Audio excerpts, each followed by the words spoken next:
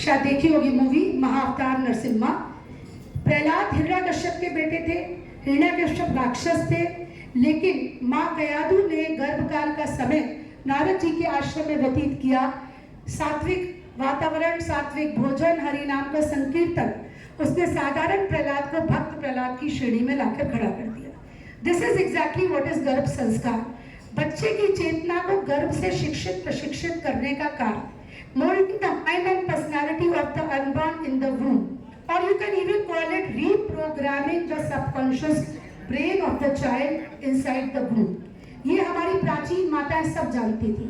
सबसे प्राचीनतम उदाहरण है रानी मदालसा का। उन्होंने ऋषि मार्कंड पुराण में इसका उल्लेख आता है कि माता मदालसा ने 3 पुत्रों को शिक्षा दी गर्भ से। शुद्धोसी बुद्धोसी निरंजनोसी, तू शुद्ध है, तू बुद्ध है, तू संसार की माया में मत।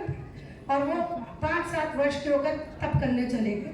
तब उनके पति ऋषि काशी नरेश ऋतुध्वज ने ये ऑब्जेक्शन किया कि राजपाट कौन संभालेगा। तो उन्होंने चौथे पुत्र को राजनीति, कूटनीति, तीरंदाजी, तलवारबाजी, घुड़सवारी, इसकी शिक्षा गर्भ से दी। और चौथा पुत्र एक पराक्रमी राजा बना। सेरेना विलियम्स, इनके पिता भी टेनिस के खिलाड़ी थे, रिचर्ड विलियम्स, पर बहुत सक्सेसफुल नहीं थे।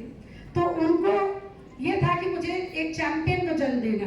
अपनी पत्नी को गर्भकाल के समय ही टेनिस की वीडियोस, टेनिस की किताबें, टेनिस की चर्चा, और रिजल्ट हुआ चैंपियन के रूप में। और इसकी तैयारी एक्चुअली गर्भधारण से कम 3 माह पहले होनी चाहिए। प्राचीन समय में तो ईसा मसीह से किसी महिला ने पूछा कि कब से तैयारी करनी चाहिए। उन्होंने कहा जन्म से 100 वर्ष पहले से।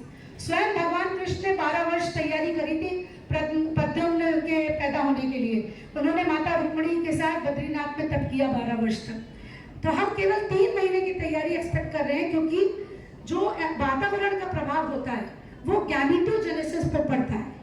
जब फाइनल स्टेजेस ऑफ मैच्योरेशन में स्पर्म और ओवा होते हैं तो कुछ जीन्स आइदर इन स्पर्म और इन ova they are silenced by the process of methylation, and this is called genomic imprinting, and this adjustment of the gene affects the life of the child which is not yet conceived. Whatever is going on in the lives of the future parents can have a profound effect on the mind and soul of the child which is not into existence. Even this leads to the concept of preconception care. क्यों हमको पहले तैयारी करनी है? Because this is a great window of opportunity.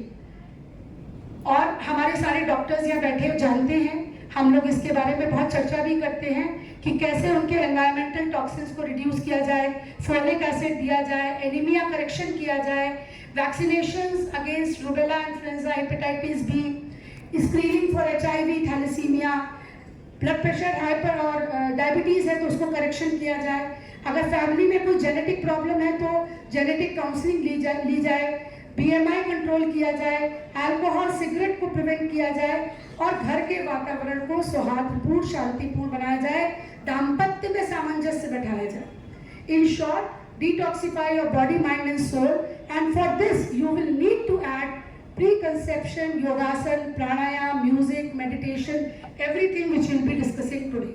So idea is to nourish the soil before you plant the seed. Even the environment at the time of conception is important. This is studied by Verney and Weintraub, 2002. It makes a lot of difference whether the child is conceived in an atmosphere of love, peace and calmness, and whether it was conceived in an atmosphere of hate or addiction. Were conceived in an atmosphere of addiction and under the influence of alcohol, they are more prone to have psychosomatic disorders. तो solution क्या है? Solution यही है जो आज हम कर रहे हैं, awareness बच्चों के बीच में फैलाई, उनको ज्ञान से empower किया जाए, और जब वो गर्भ धारण करें तो उनका प्रशिक्षण किया जाए। हमको प्रणाम करते हैं यहीं से।